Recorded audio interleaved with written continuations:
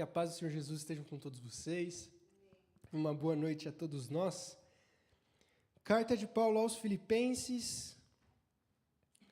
Nós vamos para o 4º capítulo e vamos ler do versículo 4 até o versículo 9, em nome do Senhor Jesus. A mensagem de hoje tem como título A Paz que Transforma, e diz assim o texto sagrado: Alegrem-se sempre no Senhor.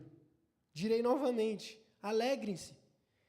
Que a amabilidade de vocês seja conhecida por todas as pessoas.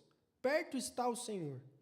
Não andem ansiosos por coisa alguma, mas em tudo, por meio da oração e da súplica, com ação de graças, apresentem os seus pedidos a Deus.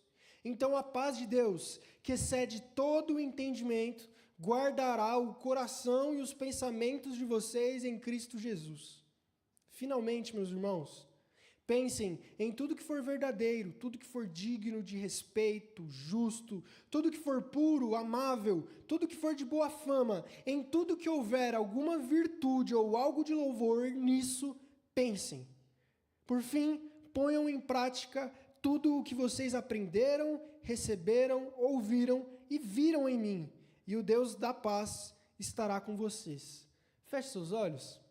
Senhor Jesus, que o Senhor use a sua sagrada e santa palavra para manifestar a sua vontade mais uma vez na sua igreja. A gente vive constantemente afetado por turbulências no mundo, turbulências familiares, turbulências pessoais, e é muito fácil sucumbir ao desespero, ao medo, à desmotivação. É muito fácil, muitas vezes, o nosso coração deixar a paz e muitas vezes abraçar o medo e a desesperança. O cenário atual não é favorável. O mundo não é favorável a termos paz.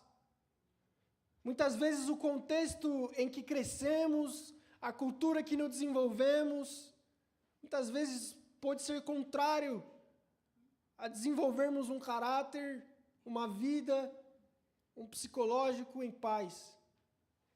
Mas eu creio que acima de tudo o que nós já vivemos até hoje, acima de tudo o que nós somos até hoje, existe a palavra santa de Deus, que é capaz de transformar todos os corações, que é capaz de ir até o mais profundo do ser e tocar e transformar homens e mulheres.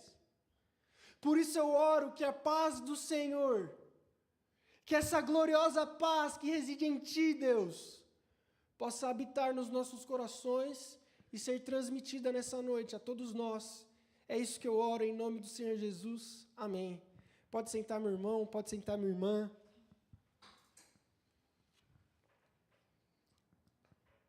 Uma boa noite a todos. Espero que vocês tenham passado um ótimo domingo, que felizmente ou infelizmente, no meu caso, começou a esfriar de novo. Eu não sou do time do frio, eu prefiro muito mais o calor, mas eu confesso que eu também reclamo no calor, reclamo no frio. A verdade é que muitas vezes a gente reclama, se está quente está reclamando, se está frio está reclamando, mas nesse frio eu falo e repito, tenham cuidado, se agasalhem, está tendo muito vírus, está tendo muita doença. Tive 2 familiares meus que pegaram pneumonia, já tem outras pessoas que também estão com pneumonia, influenza. Cuidado, vamos redobrar nossa atenção para a gente sempre estar aqui na casa do Senhor, para a gente estar saudável durante a nossa semana, manifestando o amor de Deus com muita energia, com muita alegria e com essa paz que está no nosso coração. Hoje o título, repetindo, é A Paz que Transforma, o texto base Filipenses 4, do 4 até o versículo 9. E eu pensei muito em trazer essa mensagem nessa noite por conta de tudo aquilo que a gente tem vivido nos tempos atuais. Não é mistério para ninguém aquilo que a gente tem presenciado nas últimas notícias que estão abalando o mundo.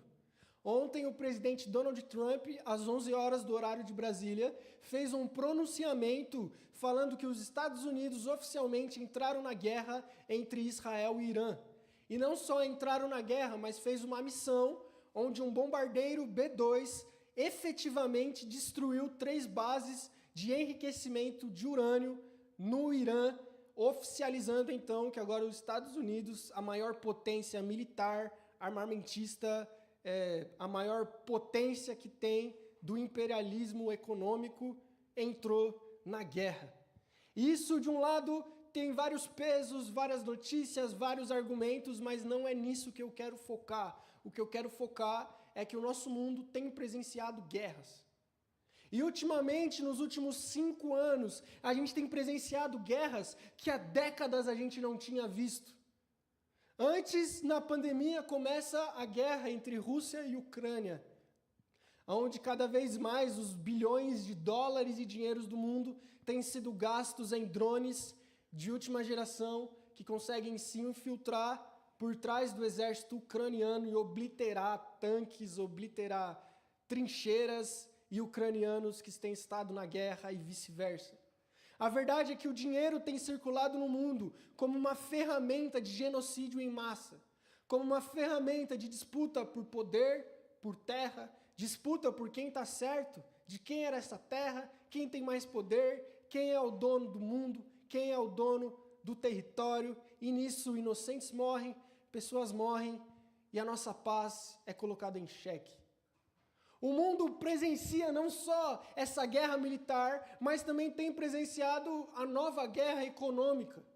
A China começou, nesses últimos anos, a se tornar a nova potência econômica mundial. A China, em alguns anos, já está com projeções de superar todos os países como a maior economia global, o que tem feito o governo americano também entrar numa guerra econômica contra a China, taxação para um lado, taxação para cá. O barril do petróleo, com a guerra, com essas crises econômicas, já aumentou e vai aumentar mais ou menos no preço em 50%. O preço das coisas fica doido, a economia fica desbalanceada, o mundo perde a paz e as guerras começam a aumentar. E nesse cenário onde pessoas morrem, onde às vezes o nosso Instagram e os nossos vídeos são céus estrelados, não mais das estrelas da criação gloriosa de Deus, mas dos mísseis, seja eles ucranianos, russos, israelenses, do Irã ou dos Estados Unidos. Os céus que antigamente, como diz o salmista, proclamam a glória de Deus, nos últimos tempos têm proclamado o quanto o ser humano é cruel e como o ser humano é capaz de criar uma arma de extinção em massa da própria espécie. Para quem não sabe como funciona essa coisa de urânio, de bomba nuclear, basicamente o urânio é um elemento químico muito, muito, muito poderoso. E como funciona esse tal de enriquecimento de urânio para fazer bomba nuclear? Basicamente, eu vou falar de uma maneira mais técnica, o urânio tem 238 de número atômico. O enriquecimento é sair de 238 e ir para 235. E nesse processo, nêutrons são jogados nesse urânio, e esse processo faz uma reação em cadeia, que faz uma bomba explodir. A bomba do bombardeiro B-2 dos Estados Unidos é capaz de estourar, além de pesar toneladas, mais de 60 metros da onde ela explode. Ou seja, os Estados Unidos acabou de mostrar que é a maior potência militar de todos os tempos, de todos os lugares. Mas mais do que isso, a gente mostrou que nós somos a única espécie que produz uma arma que extingue a própria. Mas nada disso simplesmente acontece. O próprio Cristo, em Mateus capítulo 24, afirma que os tempos do fim seriam precedidos por guerras. A paz deixaria de reinar. O amor esfriaria. As pessoas se tornariam menos amorosas. É só a gente vê manifestação política pró-Hamas, pró-grupo terrorista. Mas também vemos manifestações políticas pró-Israel, pró-Ucrânia, pró-Rússia. E a gente tem perdido um pouco do que Jesus falou, de qual que era o ideal de Cristo, qual que era a missão de Jesus, aonde Jesus em sua vida nunca estourou uma birimbinha no chão, mas foi aquele que carregou um madeiro nos ombros e foi por um caminho onde ele abriu mão de estar certo, onde ele abriu mão da própria vontade, da própria glória, para trilhar um caminho para nos trazer paz. Por isso, mesmo num mundo que corrói, que os conflitos atuais tentam roubar a nossa paz, o exemplo de Cristo deve ser muito fresco na nossa mente. É com o exemplo de Cristo em mente que Paulo, escrevendo nessa carta aos Filipenses, fala para a gente se alegrar e experimentar essa paz que excede todo entendimento, experimentar esse Deus da paz que muda o nosso coração, experimentar a paz que transforma. E Paulo, da mesma maneira, ele escreve essa carta aos Filipenses preso. A carta aos Filipenses é escrita enquanto Paulo está na prisão. Enquanto Paulo, por muitos, poderia ser visto como alguém que não está com paz nenhuma, porque está preso. Mas o cristianismo ele é meio doido. O cristianismo ele é meio diferente. Paulo preso, Paulo acorrentado, fala para a gente ter paz. Paulo preso, fala que está feliz e para a gente ter alegria. E tudo isso mostra como a perspectiva, a ideologia do cristianismo, ela é diferente do que o mundo fala, do que o mundo prega, mostrando que a paz que transforma reside em Deus, e não importa como a gente está, ou onde a gente está inserido, a gente consegue viver em paz. Não porque está tudo bem com a gente, não porque está tudo bem lá fora, mas porque Deus e o Deus da paz habita no nosso coração. Por isso a gente vai olhar para esse texto e vamos ver 3 pontos sobre como essa paz que transforma se manifesta. Em primeiro lugar, do versículo 4 ao versículo 5, o apóstolo Paulo, ele vai dar o primeiro fundamento da paz, que ele diz: alegrem-se sempre no Senhor. Direi novamente, alegrem-se. O primeiro fundamento que o apóstolo mostra que é a paz é a alegria. Paulo mostra que a paz nasce de um coração que está alegre. Só que não é uma alegria qualquer.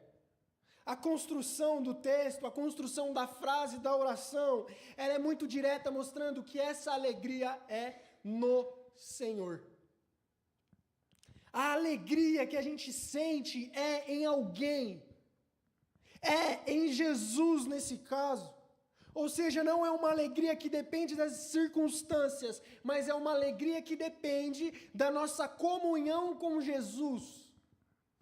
O que Paulo está querendo dizer é que a gente não se alegra nas coisas que vão acontecer na nossa vida.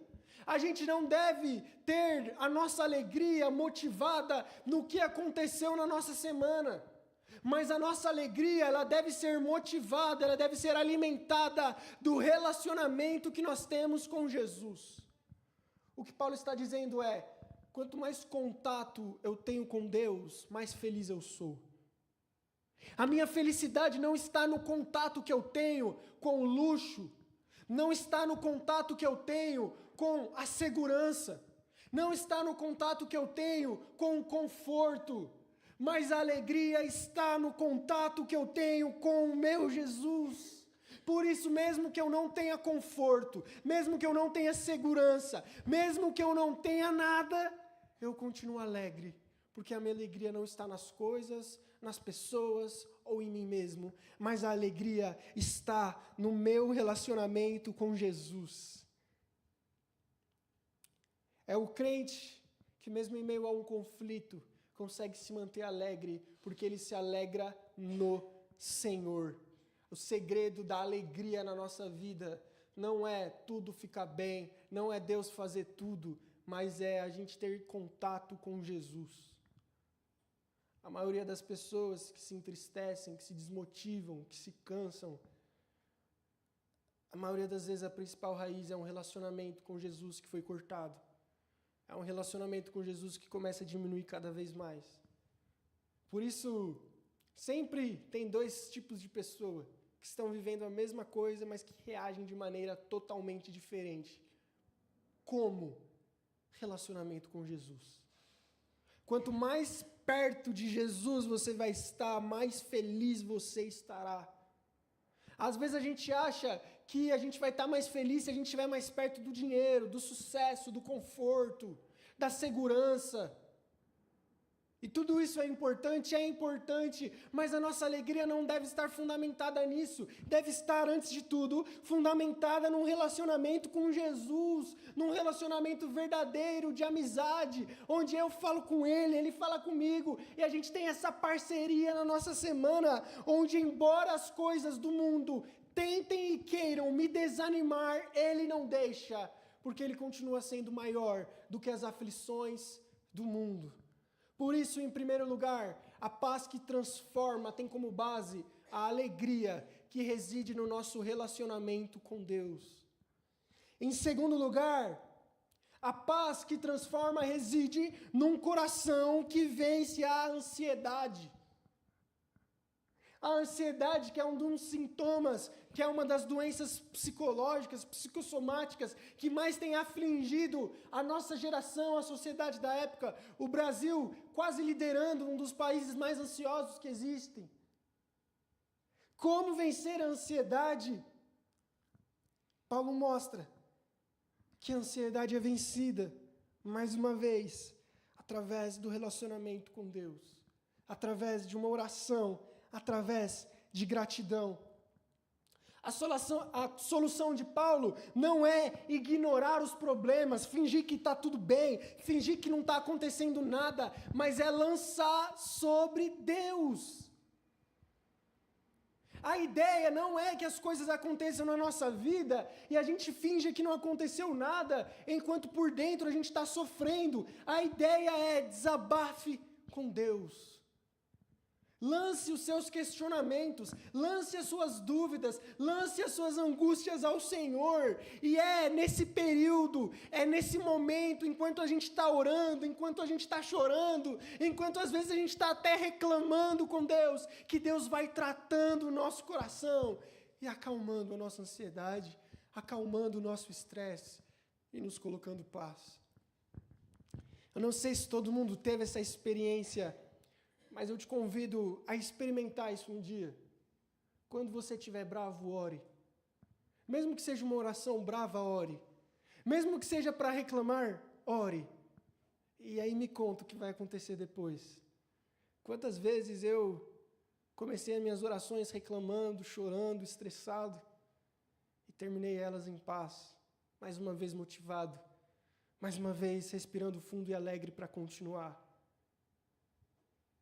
Só comece, só ore, só experimente, e você vai ver como esse relacionamento com Deus molda a paz que transforma a gente. Como esse relacionamento com Deus pega um coração estressado, ansioso, e começa a lapidar, começa a acalmar, e começa a direcionar. Às vezes, as coisas que a gente experimentou na semana, às vezes a fechada do fulano no carro, às vezes o chefe do trabalho que deu um esporro injusto, às vezes as coisas, o jeito que alguém tratou, o jeito que alguém falou, magoou a gente. A ideia do texto não é você fingir que está tudo bem. A ideia do texto não é você fingir que não aconteceu nada. A ideia do texto não é você deixar para depois. A ideia do texto é lance sobre Deus. Lance o seu fardo na pessoa certa. Desabafe com a pessoa certa. Conte os segredos do seu coração, os dilemas da sua alma, os conflitos existenciais, as crises de personalidade e identidade, para quem pode solucionar o problema. Desabafe com quem sabe te ouvir e tenha a solução. Tenha, em primeiro lugar, como melhor amigo, como pai, como mãe, como Senhor, o nosso Deus Jesus Cristo. Porque é através desse contato na oração que o coração ansioso, que o coração triste, que o coração estressado tem contato com a natureza perfeita, pacífica e alegre de Deus. E aí as qualidades de Deus começam a ser passadas para a gente. E a oração que a gente começou murmurando, reclamando, chorando, muitas vezes termina com a gente forte, motivado para mais um dia. Não porque a gente é bom, mas porque a gente experimentou a glória de Deus, a glória de Jesus que vem desse relacionamento inundar e moldar os nossos corações. Em terceiro e último lugar, do versículo 7 ao 9, o apóstolo Paulo diz o seguinte: então, A paz que excede todo o entendimento guardará o coração e os pensamentos de vocês em Cristo Jesus. Finalmente, irmãos, pensem em tudo que for verdadeiro, digno de respeito, justo, puro, amável, de boa fama, qualquer coisa que tiver alguma virtude ou algo de louvor, nisso pensem e ponham em prática o que vocês aprenderam, receberam, ouviram e viram em mim. E aí, o Deus de paz estará com vocês. Paulo conclui falando que a paz no nosso coração não deve ser pontual. A gente não deve só procurar Deus quando a gente estiver triste, e nem só procurar Deus quando a gente estiver ansioso. Mas o segredo da gente não simplesmente sentir paz, mas vivermos em paz, é a nossa mente estar nas coisas certas. É a gente alimentar, nutrir a nossa alma de um conteúdo certo. Porque a gente pode até ter momentos de paz, mas é muito diferente ter momentos de paz e viver em paz. É muito diferente a gente estar ansioso e só quando a gente está ansioso a gente buscar o Senhor. É muito diferente a gente só buscar o Senhor quando a gente estiver triste. A gente só buscar o Senhor quando a gente estiver inquieto, do que um coração que em todo momento entende que Deus é a fonte da vida dele. Paulo ele termina e conclui o texto mostrando que a paz de Deus reina em corações que vivem diante de Deus.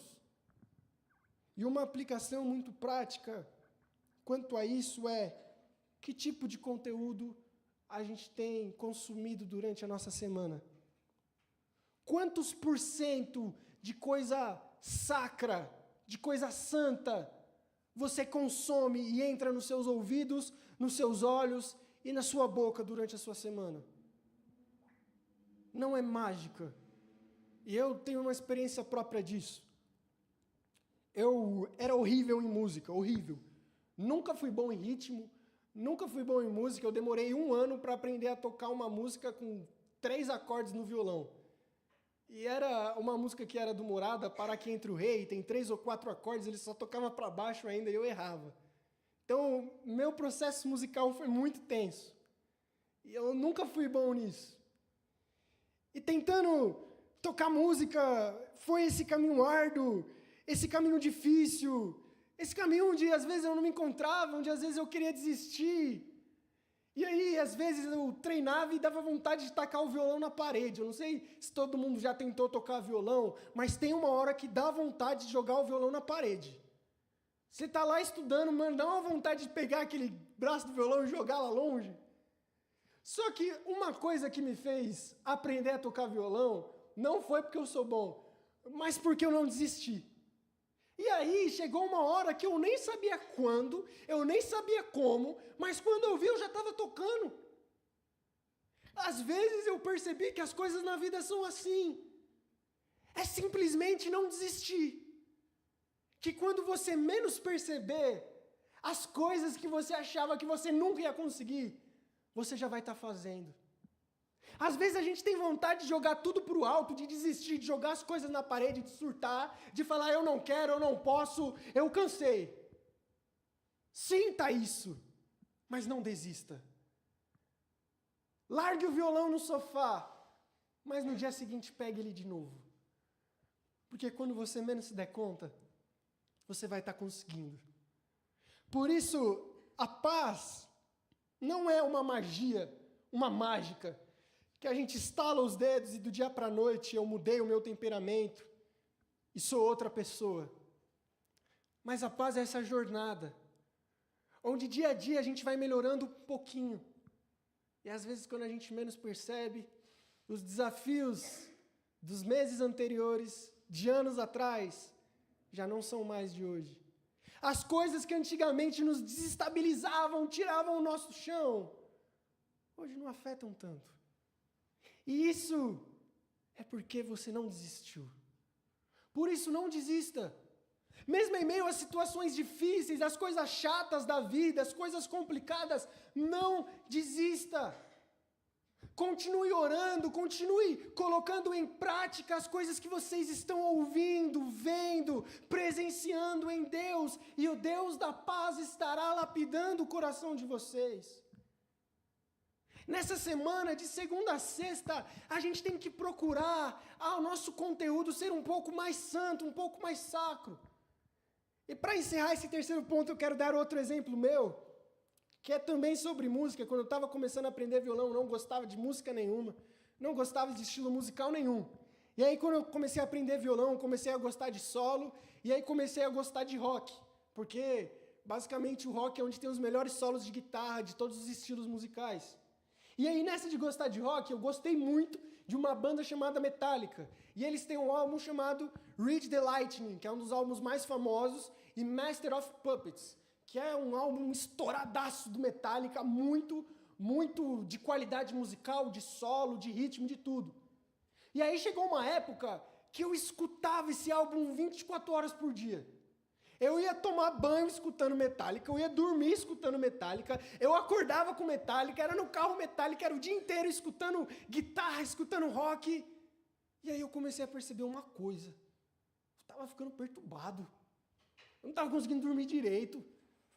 Porque, se você vê o conteúdo das letras, é um conteúdo pesado.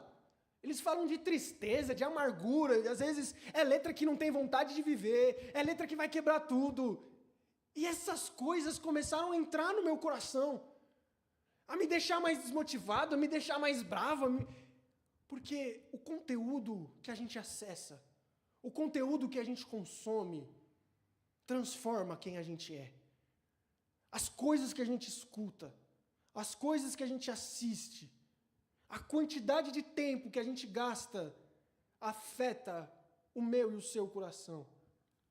Por isso, em vez de ser como um Gustavo desorientado e ficar escutando o álbum do Metallica o dia inteiro, troque para o álbum do Fernandinho, do Oficina G3. Troque, às vezes, o tempo de tela do celular por um pouquinho de tempo no papel da Bíblia. Troque, às vezes, a rotina da primeira coisa que a gente faz quando acordar é olhar o celular, ver se tem mensagem, ver o que as pessoas postaram no story enquanto a gente estava dormindo e ajoelhar e agradecer por ter acordado mais uma vez. Troque as músicas seculares que às vezes tocam na rádio, no carro, por uma playlist de música gospel. Troque as novelas, os seriados, os filmes de Hollywood, por às vezes filmes, desenhos e seriados bíblicos. Tem muitos hoje em dia. Sabe, gente? Assiste sim The Chosen. Assiste sim Casa de Davi. Assiste sim a novela da Record. Ah, mas, gente, é melhor do que ver a da Globo. Mude o conteúdo que tem tomado a sua rotina. Mude a porcentagem de tempo que você tem investido no seu relacionamento com Deus. E domingo que vem conversa comigo sobre como foi a sua semana, sobre como está o seu coração. Eu te garanto que vai ser totalmente diferente. Em vez de deixar o rádio tocando, deixa o louvor tocando. Em vez de usar o celular e acessar os aplicativos, a maioria dos celulares tem, inclusive no Instagram, um limite de tempo diário que você consegue regular para ativar um sininho quando dá o tempo limite. Instale isso no seu celular. Acesse isso na configuração no tempo de tela que você tem ligado. Na hora que der mais de 2 horas de tempo de tela num dia, desligue. Tenha regra para mexer no celular. Tenha regra para fazer as coisas. Às vezes a gente vive desordenadamente e a gente deixa os nossos impulsos controlar o tempo que a gente gasta nas coisas. E isso vai afetar o seu coração. Isso vai afetar o seu humor. Isso vai afetar o seu relacionamento com Deus. Isso vai afetar como você vai reagir quando o seu chão cair, quando a tempestade chegar. Por isso, eu quero concluir dizendo que Paulo vivia, nesse tempo de Filipenses, num momento histórico chamado Pax Romana. Eu não sei se todo mundo gosta de história, mas eu sempre fui um pouco nerd em história e sempre gostei desses negócios. A Pax Romana, basicamente, foi um período de estabilidade do Império Romano pela força, onde, basicamente, em cada esquina, tinha o exército romano e um soldado romano vestido da armadura da cabeça aos pés e com a espada desembainhada, só esperando você fazer alguma coisa para ele ter uma desculpa para te matar. E era nesse contexto que Roma conseguiu ser um império absoluto. Durante 2 séculos, não teve uma crise política civil interna em Roma, por causa dessa paz romana que foi instaurada através da força, através da violência. Não era uma paz verdadeira, era só uma ausência de guerras civis mantida pela força, com severa punição aos rebeldes. E é nesse contexto que Paulo vem falar da paz verdadeira. Os escritores da carta aos Filipenses entenderiam de primeiro o que Paulo está querendo falar quando ele está falando sobre paz. Paulo está falando, sabe essa paz que o Império Romano vive falando que existe? Sabe essa paz que vocês estão escutando aí fora? Não é essa paz. Não é essa paz que eu estou querendo dizer. Não é essa paz pela força, não é essa paz pela guerra, não é essa paz pela espada e pelas circunstâncias, não é essa paz pela imposição da ideologia. Mas a paz que eu estou falando é a paz que reside em Deus. A colônia nessa cidade de Filipos era uma colônia muito romana, onde a maioria dos cidadãos eram militares aposentados, que viviam nessa paz romana, que gostavam do império. E é nesse contexto que Paulo fala, não se iludam com essa paz. Não se iludam com o que Roma promete. Não se iludam com o que César Augusto está falando, o imperador. Entendam que a verdadeira paz é a paz de Deus. Por isso, do mesmo jeito, a gente pode aprender com o apóstolo Paulo a não nos iludirmos com a paz que a cultura nos vende. O mundo vende que se você tiver conforto, você vai ter paz.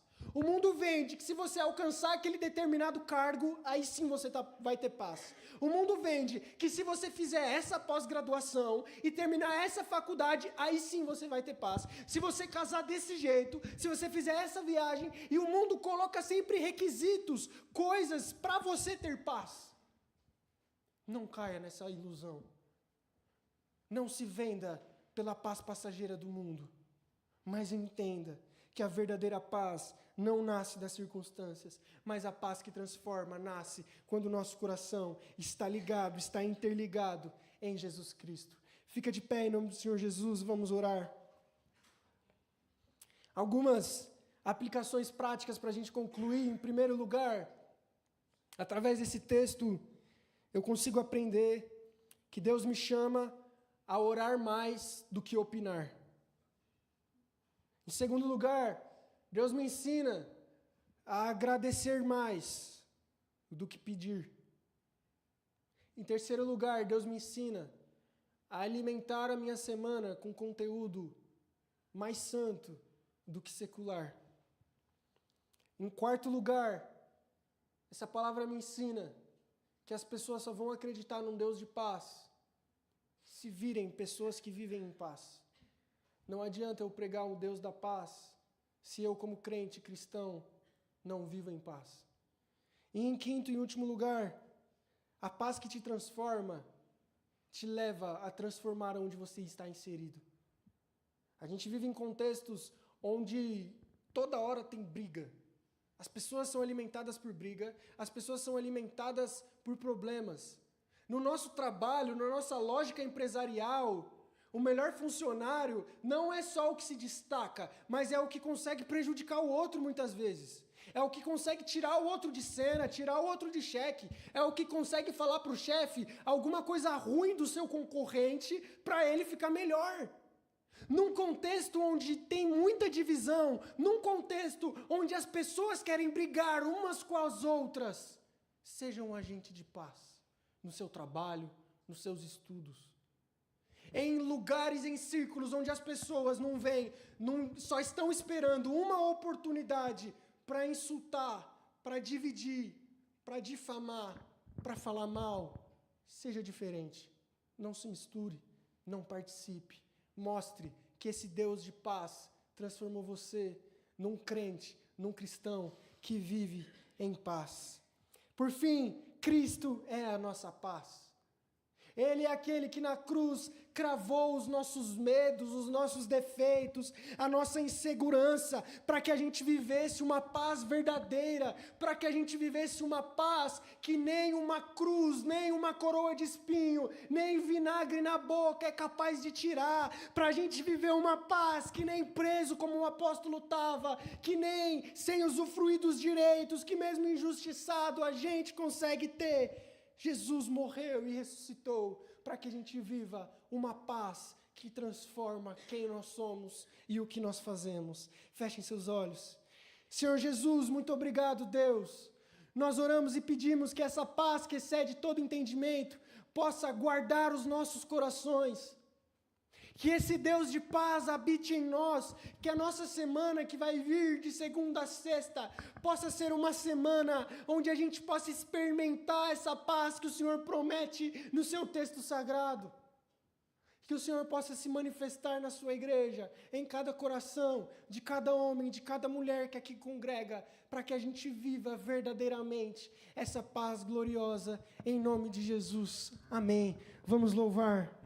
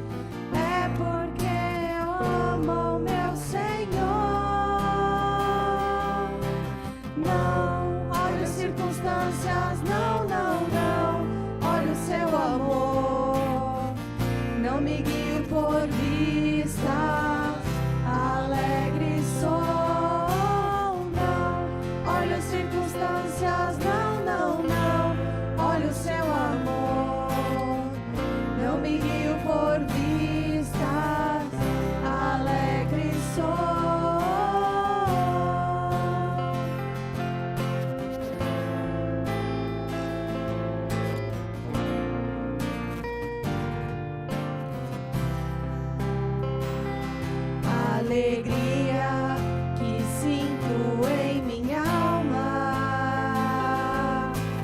não é porque tudo me vai bem. Alegria que sinto em minha alma é porque eu amo meu Senhor. Não olho as circunstâncias, não. Olha o seu amor, não me guio por vista, alegre sou, não. Olha as circunstâncias, não. Olha o seu amor, não me guio por vista, alegre sou.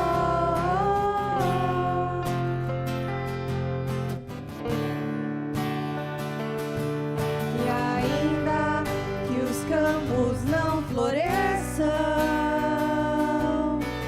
e a vide não dê o seu fruto, ainda que os montes se lancem ao mar e que a terra trema, hei de confiar. Não olha as circunstâncias, não. Olha o seu amor, não me guio por vista, alegre sou, não. Olha as circunstâncias, não. Olha o seu amor, não me guio por vista,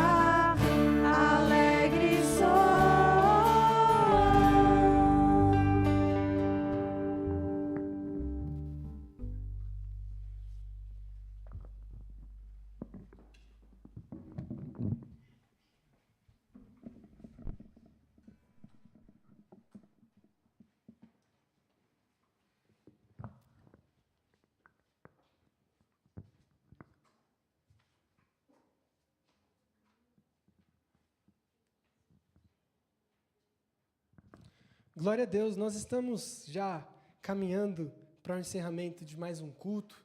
E eu queria agradecer a sua presença, que esse Deus da paz esteja de verdade nos nossos corações. Nessa semana, a gente está sendo desafiado a vivermos isso que a gente acabou de cantar. Não olhe para as circunstâncias, não olhe para as situações, não olhe para as coisas, não olhe para o mundo, mas ore e olhe para o Deus da paz que excede todo entendimento. Em vez de olhar para